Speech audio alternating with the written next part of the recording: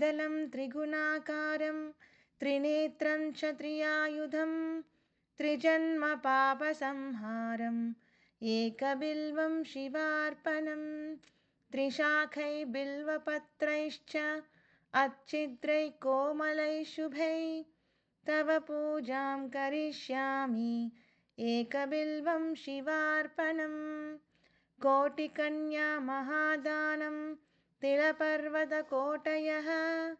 काञ्चनं शैलदानेन एकबिल्वं शिवार्पणम् काशीक्षेत्रनिवासं च कालभैरवदर्शनं प्रयागे माधवं दृष्ट्वा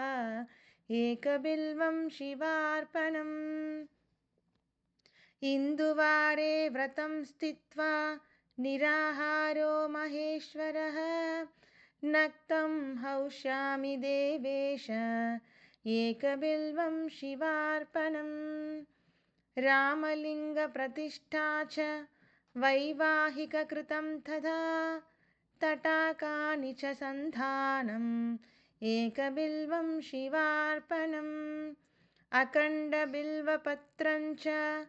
आयुधं शिवपूजनं कृतं नाम सहस्रेण एकबिल्वं शिवार्पणम् उमया सह देवेश नन्दिवाहनमेव च भस्मलेपनसर्वाङ्गम्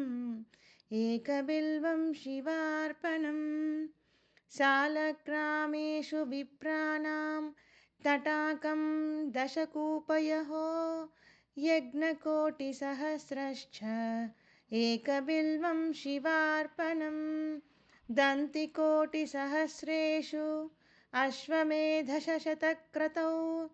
कोटिकन्या महादानम् एकबिल्वं शिवार्पणम्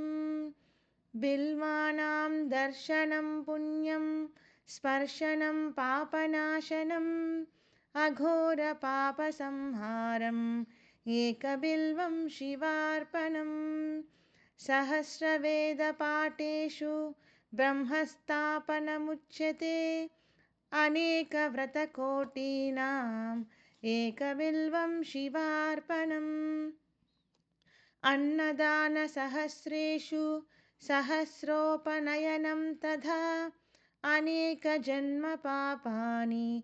एकबिल्वं शिवार्पणम् बिल्वस्तोत्रमिदं पुण्यं यः पठेत् शिवसन्निधौ शिवलोकमवाप्नोति एकबिल्वं शिवार्पणम्।